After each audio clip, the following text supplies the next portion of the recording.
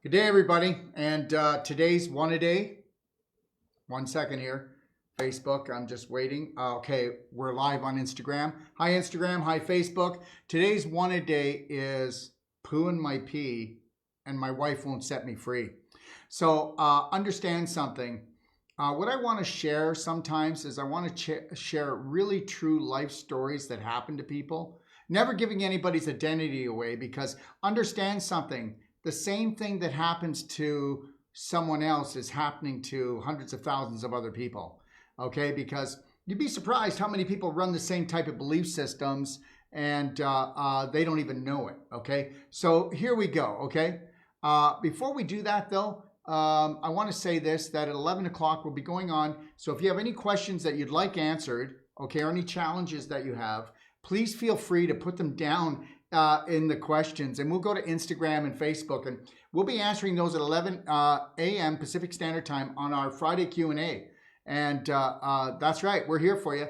And even when we're doing the QA, you can type in on Instagram, and I know definitely on Facebook, and we'll try to answer those questions for you today. Okay, so I want to share with you a true story. Okay, I had a friend who came to me for advice once, and he started off the conversation by saying, you know what, Daryl, you got to help me out with this. It's scaring the living crap out of me. And you know what he said? He said, guess what?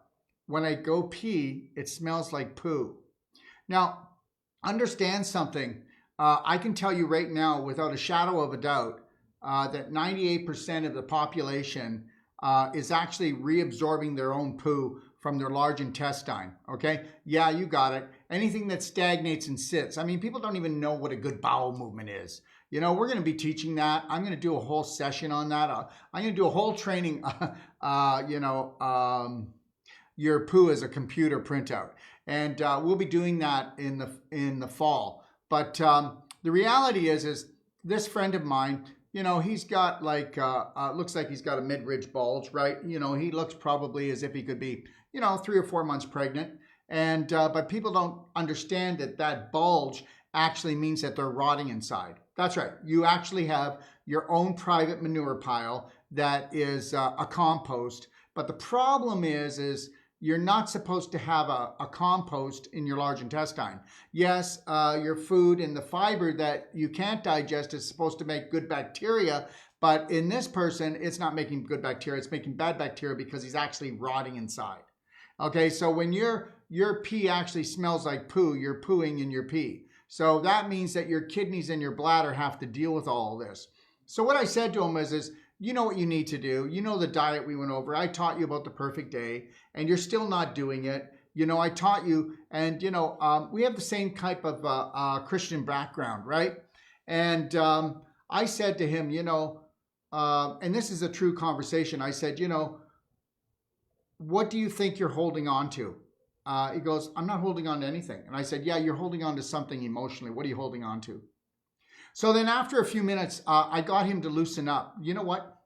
Your subconscious will actually lie to your family and lie to your friends to protect what you believe is a weakness or a flaw in your personality.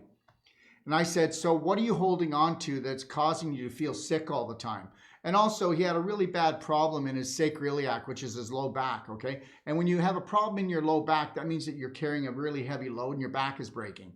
So I say, okay, your back is breaking, so you're carrying a heavy load, and you're holding on to something that is rotting inside of you, okay? So what is it on an emotional level? And he goes, well, okay, all right, it's like this. When I first got married, my wife loved me for years, for 12 years. And during that whole time, I really feel like I wasn't physically abusive, but I was emotionally abusive to her. And I said, yeah, but that's like everybody. I mean, every male is like that almost. I mean, it's very rare to find a male that doesn't do that. We're raised to actually dominate the female population, and they are raised to serve men and to suffer for their men and their children. I said, so where are you going with this? And he goes, yeah, well, I really feel guilty. And I go, and so yeah, well, did you not tell your wife that you're sorry and apologize? And you're not like that now, are you? And he goes, no, but for the last few years, she tells me she doesn't love me anymore. And that's killing me. and I don't think I can hold on to this. And I go, well, you are holding on to it. And I said, so here's the deal. I said, you have to understand that both you and your wife are being ruled by your subconscious, okay? So you were ruled by your subconscious in the first 12 years, and then you finally realized that the way men are being raised, you were abusing your wife.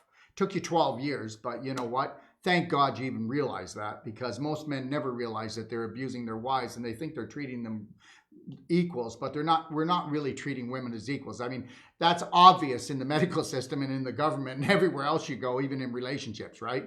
So I won't go into that though, but the reality is, as I said, now what's happened is because of that 12 years of you emotionally abusing your wife, the subconscious now wants payback, okay? It's payback time. So you're going to get at least 12 years or even more because, and I said, and here's the deal. What was her father like? And you know what he said to me? Her father was an alcoholic and he was abusive. I said, so that's why she married you. She knew that she could marry you and try to get an abusive husband that was like her father, and that maybe she could fix you, which maybe that means that's how the subconscious works. If I can marry someone like my father and fix them, then maybe I can prove that I'm worthy and I can fix that person, and that will fix my relationship with my father that I never could. I mean, we're just totally insane. And this happens to every relationship.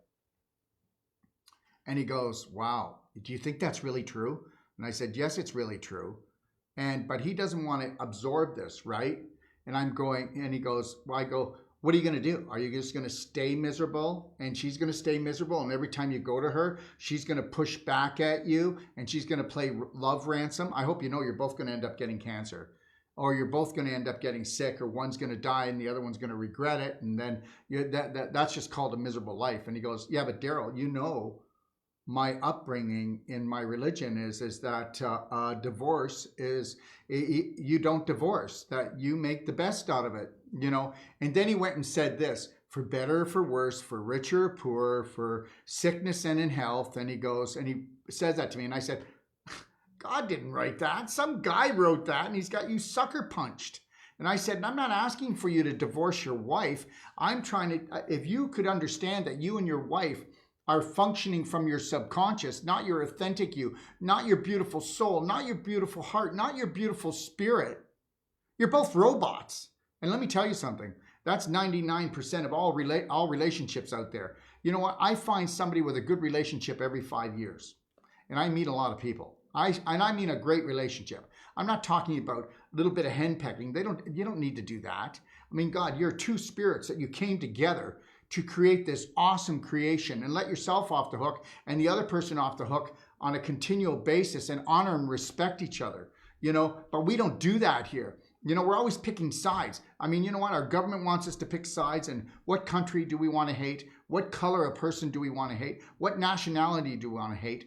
You know, hate this, hate that. I don't hate anything, and I'm definitely not going to hate my partner. And you know what?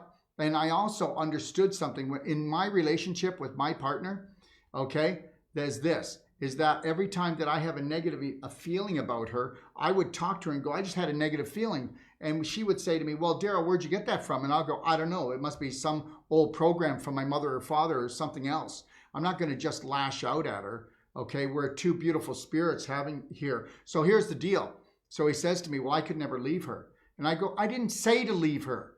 And he goes, you know what? You and her have decided that you are going to go with some religious code, and you're going to stay together, and you're going to live in misery because, oh, wow, the more miserable you are, somewhere deep down in the recesses of your subconscious, you actually believe that the more misery you have, the more that God is building this beautiful mansion in heaven, and because suffering is the way to the Lord. Okay.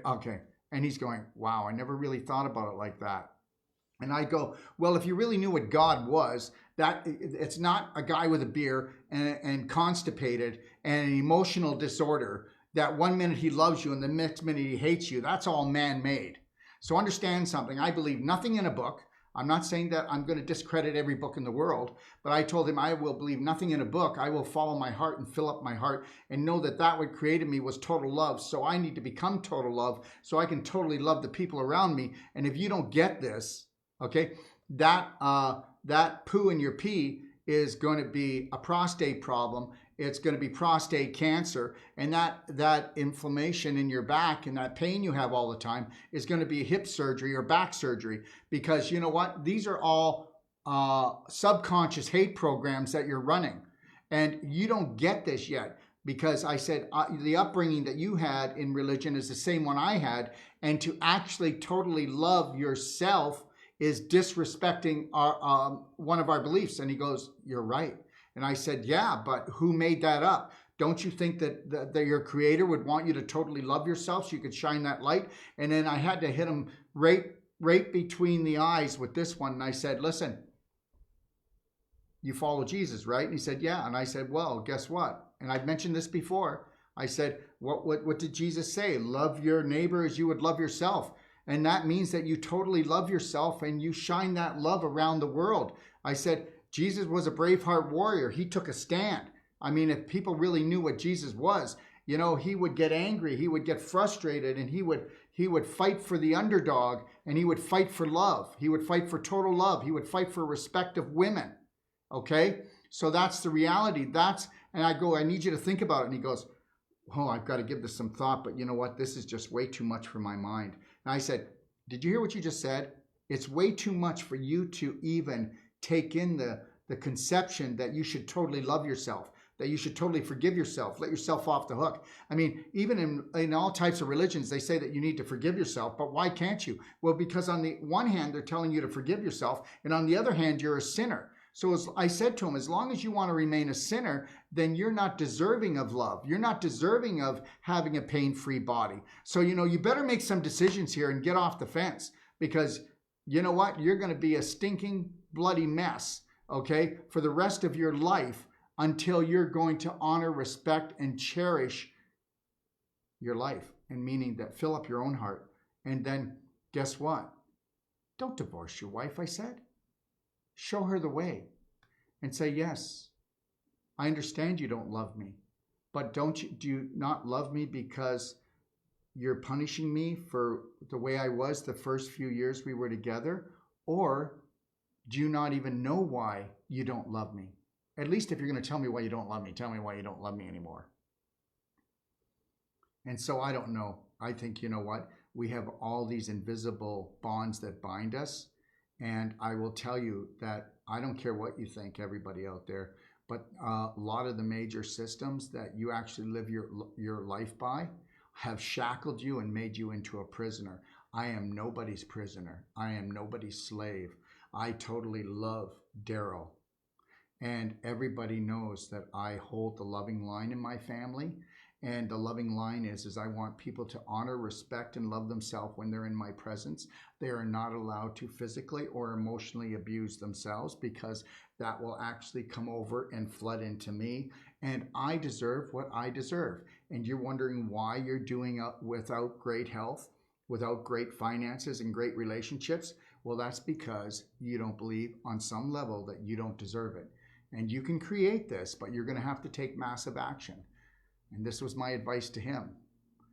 And I'll tell you right now, to this day, he's still got poo in his pee, and his wife won't set him free. So his biggest belief is suffering is the way to the Lord. Go figure. Have a great day. And we'll see you maybe at 11 o'clock for your Q&A. Bye now.